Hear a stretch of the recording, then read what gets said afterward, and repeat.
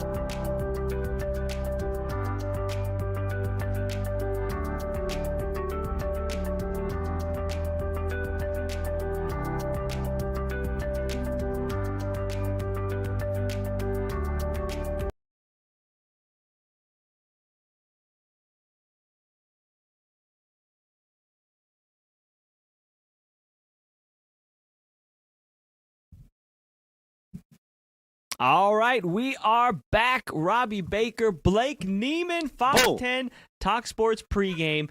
It has been like 3 weeks. But we're back. Why can't we I never would say left? I missed you, but we still see each other every day. We just haven't been We streaming. just haven't seen you. Yes. The viewer. The viewer. That too matters. In like 3 weeks. And that's why we do it. We do it for the people, you know? We are people of the people. We are people of the people. Men of the people, some have said. You know who's a man of the people? Michael Irvin. Michael Irvin. You don't need any context. Just know that after Miami won the Fiesta Bowl last night, dramatic fashion over Ole Miss, Blake and I were the first. We're running on the field. The first people, I believe, to put a microphone in Michael Irvin's face. This is the most raw emotion you are going to get from Michael Irvin. Michael, the U, headed back to the Natty. How's it feel? Oh, my God. Oh, my God. This is a full circle moment because nobody wanted us in this playoffs, and everybody tried to conjure up some crazy ideas that games don't matter when you play head-to-head. All of that stuff. And Miami, just go home. Oh, we going home, all right. But it ain't the kind of home y'all wanted us to go. We going home to play for the Natty. And then he just walked off. He just, I just muted a mic. Michael Irvin, there was a mic drop moment, and he understood the assignment. He just walked off after that. There's not much more to say. We'll get to ASU and the transfer portal and the Cardinals head coaching vacancy here in a second, but I would be remiss to bypass what was an incredible Fiesta Bowl. The Fiesta Bowl, that game has a history of just epic games. Close Boise games. State, Oklahoma, That's in my probably the opinion, most is one of the iconic. greatest college football games of all time. Of all time. He hands it off to Johnson. Boise State has won. Tostitos Fiesta Bowl. The solo camera, you got a little shy there when solo camera on you there. It's ingrained in my Say it with brain. your chest, Blake. But no, the Fiesta Bowl always is, it seems like every year is incredible finishes. And even talking with their CEO and president afterward on the field, Eric Moses, he just kind of, smirked afterward when I was talking to him. That was like, every year We do it every year. These games are always incredible. And last night, no different. Another classic between Ole Miss and Miami that came down to a Hail Mary attempt that could have been maybe pass interference if the refs may wanted to throw a flag. I'm kind of glad they didn't. You don't want to end the game on a penalty. But then it's like Ole Miss would have still got an opportunity. They would have had another chance. So the game didn't Hail technically Mary. end on the penalty. No, they would have had another Hail Mary chance if they would have thrown the flag. But on the balance of the game, Miami probably deserve. I mean, I don't think you could walk away. I mean, obviously, Ole Miss fans will be upset that they lost. But I don't think the casual observer would watch that game and come away thinking Miami didn't deserve to win it. I mean, those were two undoubtedly two of the top teams in college football this year that were on heaters coming into this game. And, I mean, that game more than lived up to the hype. Yeah, absolutely. I mean, the game, it started off with Miami gaining some momentum. I mean, Ole Miss had a couple of doinks of field goals, one that went out, one that went in. And then, I mean, really the final 5 minutes were probably some of the most entertaining. Like, if you just flicked on the game and there was like the final 5 minutes, you probably got some of the most action. Because at that point, Ole Miss took the lead back again. Shambles, the quarterback, through it, took the lead. Then they go for 2. They go up 3. And then you put in a position where Miami, Carson Beck, do this drive down the field. They get on the goal line. Are they going to get it in? Are they going to kick a field goal? Was it a second or there may have been a third down? I think it might have been a third down, but then scramble. Point is he scrambled, and it was like the Red Sea open. Just like, nothing but green grass. Nobody. And what was cool is that the Fiesta Bowl, I thought, like, it was a great setup from just the stadium standpoint in that, you know, they removed the casitas that were there from the regular season for the Cardinals, and it was like actually packed, and the student sections on each side. So like Carson Beck had to run right up to the Miami student section. It was just like basically right into the band and everything. Yeah, no, it was so like the scenery of that time. moment. And Carson Beck talked to us after the game on the field and was like, "That's a moment I'm never going to forget for the rest of my life." Yeah, he even said he couldn't even believe it. Like he said he scrambled out and saw the green grass and thought, "Oh my gosh, I'm going to score the game-winning touchdown!" Oh my god, almost like Michael Irvin. Oh my gosh, oh my gosh.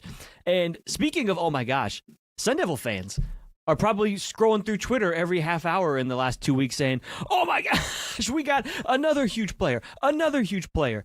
I mean, we only have 30 minutes on the stream here. We can't run through every name that this team has added in the last 10 days or so since the portal opened. But my goodness, I mean, it started with Cutter Boley. You got your new, presumably QB1. He was a freshman last year at Kentucky, made, I think, 6 or 8 starts or so in the SEC. So he's got starting experience in the SEC, but 15 touchdowns, 12 interceptions. But he's young. Right. He's still kind of a raw prospect, but he has starting experience. You got yesterday the addition of Mikey Keene, who's made a couple stops last at Michigan. Local kid from Chandler. He's coming back home for some more competition in the quarterback room. Of course, obviously Jake Fetty coming in, the very highly ranked freshman quarterback from El Paso. Cam Dyer still in the mix. Cam Dyer still around. But then you could just go across the roster. They added 2 running backs, 2 of the highest rating running backs in the portal. The wide receiver room, Omari and Miller. The wide receiver. Okay, we need to dive into the wide receivers here. Okay, people need to understand this right now. What Kenny Dillingham and Hines Ward have done in the portal is mind-blowing. From a standpoint of the national scale of what they were competing with other schools in the portal, and they got literally 2 of the top 5 receivers in the portal, 2 top 75 prospects. The 2 top ranked in the portal, right? I mean, they were I think Omari and Miller was number 2 overall. It depends on where you look, but I base it off of 247 Sports. I used to work for them. So Omari and Miller is the number 2 in their rankings, and then Reed Harris from Boston College is the number 4. Point is, both really good prospects, and they're both projected to be top 75 picks in this upcoming year's NFL draft. So, and both based on their transfer portal ratings, 247 Sports does these transfer portal rankings, and both of them, ASU's highest 3 transfer portal rankings for guys graded, when they transfer. Previously, it was Jordan Tyson was the highest at like a 91. And now both Omari and Miller and Reed Harris have surpassed Jordan Tyson in terms of like transfer portal expectation and grading so far. So you got Kenny and Hines got not just 1, but 2 of those guys. That is amazing, just considering like even the ASU having 4 losses this year, the carryover of the CFP effect from last year, what Kenny Dillingham is building here, and Hines Ward being Hines Ward, like people just actually recognizing and now seeing the finished product. You know, he won't be a finished product until the end of his NFL career, but the finished, polished college version of Jordan Tyson and what Hines Ward was able to do to help get him to where he's at. 100%. Now you can use that as really a billboard staple to recruiting receivers. And clearly it's working. Yeah, it's and we also didn't mention they got a transfer receiver from Washington that came in. That's true. You look at the offensive line was bolstered. The starting center from Georgia Tech yesterday. Starting center from Georgia Tech, a Georgia Tech team that almost won the ACC and took BYU to the 11th hour in the Pop-Tarts Bowl. This was a top 25 team all year. Their starting center transferred to ASU yesterday. And Wade Helton's like not bad. And Wade Helton had games last year where he played at center. He may be better suited off a guard. I mean, and he's versatile. Like he can be moved. Exactly. And then you look on the defensive side, you got the starting strong safety from Kansas coming in, and this dude is a thumper. I mean, between him and Boogie Wilson, and they need that because they're losing Miles Rouser. Yep, and you got him and Boogie Wilson presumably as your kind of deep safeties next year. I don't think anyone's going to be feeling confident going over the middle on this Sun Devil team.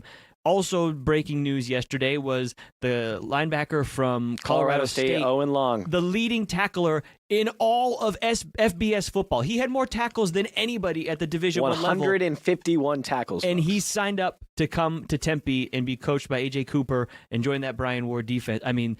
But these are like positions of need, folks, because... And it's not that they just filled them. They filled them with the top guys of basically available. Right. They got a cornerback from Texas, a cornerback from LSU. I mean, I was shocked every time I scroll. I shouldn't be surprised because we know what Kenny Dillingham, and now they have a new general manager. I don't even know if we as media members expected this though. Like the portal haul that ASU has gotten, like they're top 5 in the country in terms of portal class right now.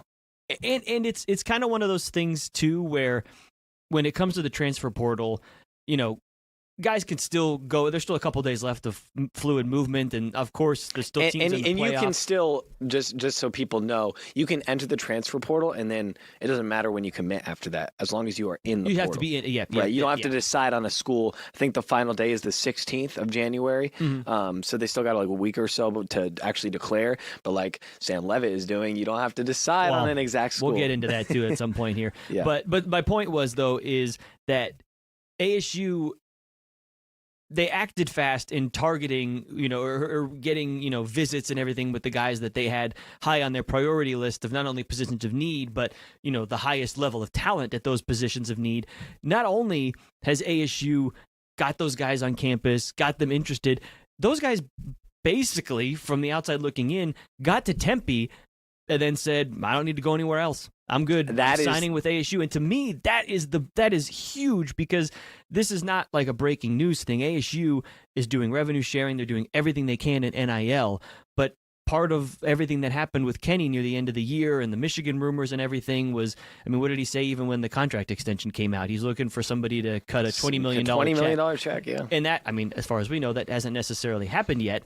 So they are doing this still with people wanting to be coached by Kenny and wanting to be a part of this. This is not, from our understanding, this is not they're throwing bags at people and they're outbidding people. This is they're getting to Tempe. These kids, high level players, are getting to Tempe, seeing what Kenny has built here and the sustainability of this, and they're saying, yeah, whatever we're going to do financially, I want to be a part of this. And that is incredible.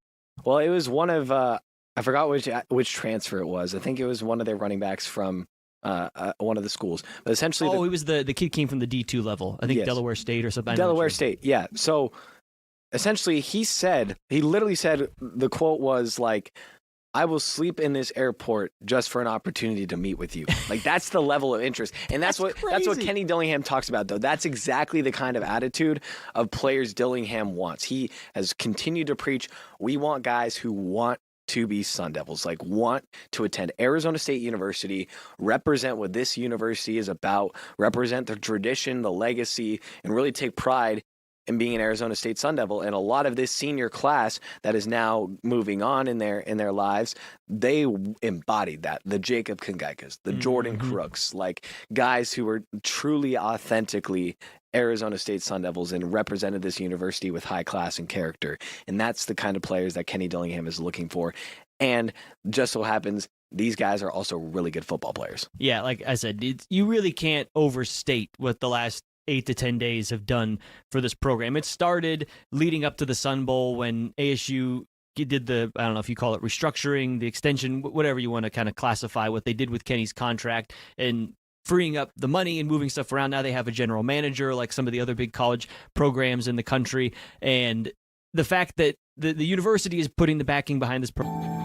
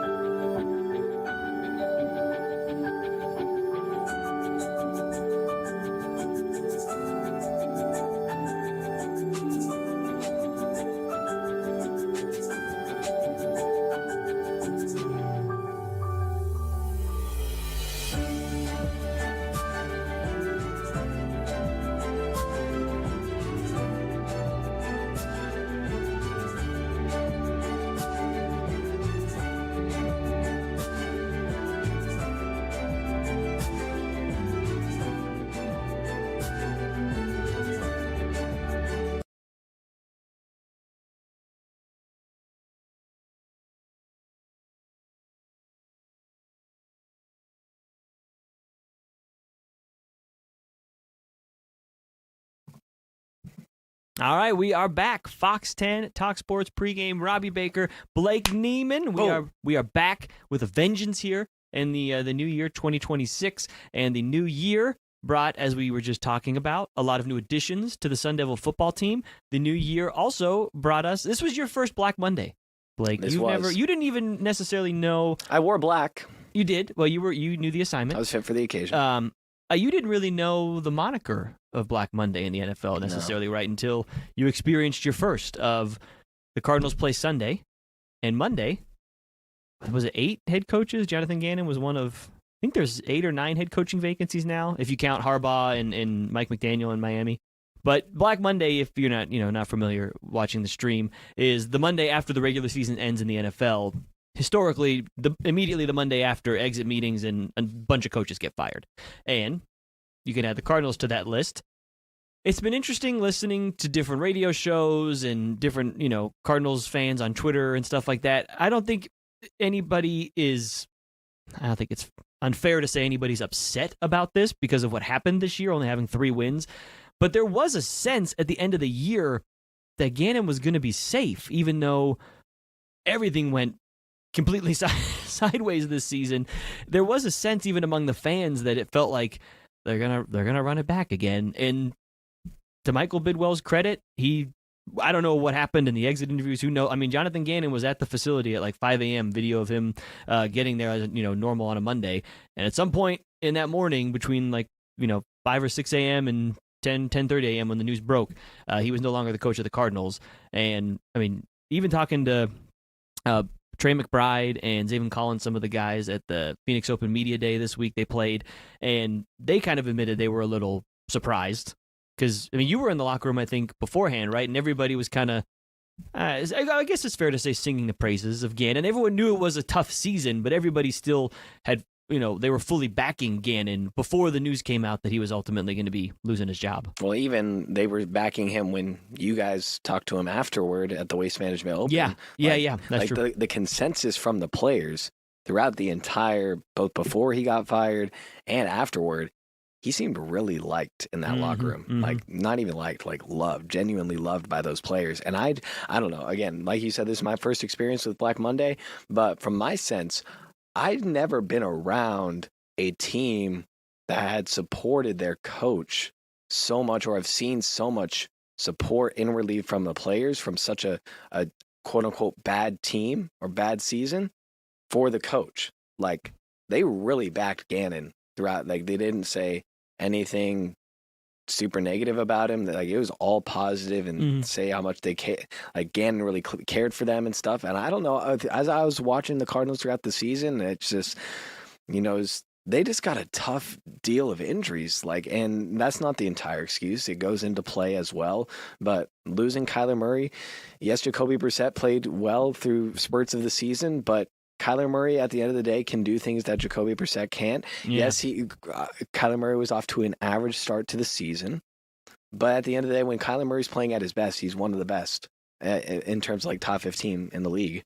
Yeah. And you lose him, you lose Marv for various spurts of the season. Yeah, he never really seemed to, from about the midway point. I think he had the concussion against the Colts, missed a couple weeks. I mean, their cornerback situation, lower body injuries. Their cornerback situation, for lack of a better term, was cooked from the beginning. Like, Sterling Thomas in training camp, and then guys were just dropping like flies in that cornerback room. And injuries isn't all of the excuse. At the end of the day, you got to find a way to play better. And they couldn't. But there were a ton of close games throughout there.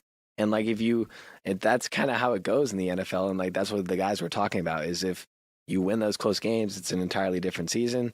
They didn't. And Michael Bidwell in his presser that day kept talking about how it's solely on wins and losses. Like, this is a decision solely based on wins and losses. And I think that's really all it was. Like, I don't think it was genuinely against Gannon. Like, Monty Ossenfort seemed really tore up about it. Well, it's interesting when these things happen too, because do you fire the general manager and the head coach? Do you go for the full? I mean, the last time this happened, it was Steve Keim gone and Cliff Kingsbury gone, and it was a total reset. And Monty Ossenfort and Michael Bidwell hired Jonathan Gannon. So that's, Monty Ossenfort, has some affection, I guess you would say, for Gannon, because that was the head coach he hired. That was his first, head coaching hire here with the Cardinals. And obviously it didn't work out. Ossenfort is staying to help spearhead the search for a new head coach. But to your point, I think my read on the situation would be too that I think Gannon I think it's fair to say he was very authentic with us, with the media at various points, but also with the players. I think there wasn't much of a wall between him and the players. And sometimes, I mean, the clip went viral when he got hired. I don't know if you remember it, with him and Rondale Moore, and like shots, explosives, pew, pew, pew, pew. Like, there may be a little goofy, at times, but like you could say the same thing about Kenny, but to me, that's their authenticity. That's them. They're not putting a wall up. That's just them being authentically themselves. And I think that is what has made Kenny Dillingham endear to his players at ASU. And I think that's why the Cardinals guys loved playing for Gannon, because I think every day he was just the same he was himself. And that endears, that helps him, he helped him win over that locker room even when stuff wasn't going their way. But at the end of the day, like you said, it is a wins and loss business, obviously. And I think in hindsight, you could look at the season at the beginning when they started 2-0, and they're like, okay, but they're winning those close games, but they're not passing the eye test. And then they lost that Titans game. And I even remember then I asked Gannon after that Titans loss, that was like, how do you prevent this from snowballing? Because this felt like, even then, it felt like this could be a crossroadsy moment here. And he kind of laughed it off. That was like, I thought you were going to ask something else. Like, I'm not even worried about that. We have professionals in the locker room. This is not going to, snowball. And then it snowballed. But other things happen, injuries and Kyler Murray and all that jazz. But I think it's the way the season ended, where it wasn't close losses anymore. It was the defense, which Jonathan Gannon is a defensive guy. Nick Rawlis is defensive coordinator. This whole thing was supposed to be built on a strong defense, and they were giving up 40 points a That was game. like all their that was giving all out- their off-season acquisitions. I mean, they were giving out 40-point games like it was candy on Halloween. It was just you show up and you get to score 40 on the Cardinals. And so I think at a certain point, I would imagine that close losses, okay, maybe we can build some momentum. The last 5 weeks of the year, I mean, I'll speak for myself. You turn on a Cardinal game and you were just waiting for something bad to happen. I mean, you just kind of could feel it. It was like, this is not going to go well. And I think at that point, Michael Bidwell could get the pulse of the fan base too. That was like, we got to do something to try to get people back on board here. And what they're going to do is, it's going to be very interesting. I think a lot of Cardinal fans, obviously the pie in the sky is John Harbaugh. It would be great. I do not see a world in which John Harbaugh realistically comes to the Cardinals. It's just I don't mean this to be rude to the Cardinals, but there are other there are other openings that may be more intriguing to John Harbaugh, most notably probably now in Miami. Who knows what they're going to do with Tua, but maybe if he likes New York, if you like Jackson Dart as your quarterback, John Harbaugh is going to get to pick where he wants to go. The name that intrigues me the most right now, I think, is what happened in Miami. I don't know. I haven't seen the list today if they've added him, but Mike McDaniel, I'd be very interested in that. That's a guy, to me, if you're the Cardinals, I would not like to see the Cardinals go down the path of first-time head coach. Because you could hit strike gold. You can get Sean McVay. You can hit the next hot coordinator. The Cardinals have tried it a couple times now, and it has not panned out. Mike McDaniel has shown that he can be a very good head coach. Miami was rolling at times under Mike McDaniel with Tua, and then it kind of fizzled out here in the last year. I would love to get Mike McDaniel in the building here. I just feel like he'd be fun to cover. I feel like vibes would be immaculate, as the kids would say. Yeah, he's got some youthful energy to him, and I think that's what the Cardinals need right now. They need some youth, they need some spice, and they're a young team, relatively speaking, for parts of the locker room as a whole. There's Calais Campbell still in there. Our boy Calais. But I think that youthful energy will also infuse into the fan base as well. And I think, like you said, he's had different spurts throughout his time in Miami where they've had successful stretches. I think Tua also is his career has been very hard just in terms of the head injuries he's had. Yeah. And you can't blame that on Mike McDaniel. No. And not necessarily Tua either. It just, sometimes he's put himself in positions to not be the most safe. But at the end of the day, that doesn't fall on Mike McDaniel's shoulders. And so now, and then he made the move to get Quinn Ewers in there, and they made some games competitive towards the end of the year. So yeah. Well, I think Mike McDaniel definitely is probably, in my eyes, like you said, I don't think John Harbaugh is a realistic situation. But I think it'd be great if he was interested. Winters are great here. If Harbaugh, if you want to get out of those cold Baltimore winters in Arizona, man, I'm telling you. I'm with you in the fact that I think Mike McDaniel should be your top target. And also, and I know the reports are that they're also interested and they'll be interviewing the offensive coordinator, Clint Kubiak, from the Seahawks. This always happens. We talked about this when they fired Cliff, and then they end up going defensive with Jonathan Gannon. Okay, now you went defensive guy. Now you swing the pendulum the other way. Do you get an offensive coach? You got to get a coach in here, or whether it's not the coach and offensive coordinator. We saw what Michael Wilson was capable of. He had, I think, 280 yards or something going into week 11 of the season. And in the last 6 weeks, he became a 1,000-yard receiver. You have the best tight end in football in Trey McBride. We still don't know what Marvin Harrison Jr. is, but we know what that raw talent looks like from Ohio State. It's in there. You just got to unlock it. And will they draft a quarterback? We'll be talking about that for weeks to come here, the quarterback situation. They have to have, whether it's the head coach or the offensive coordinator, there's got to be some firm game plan here to unlock the talent that is already here. James Conner is going to be coming back off of his lower body leg injury or foot injury that he suffered earlier in the year. There is talent. There's talent on defense, like you mentioned. They added a lot in free agency last year. There's talent offensively, too.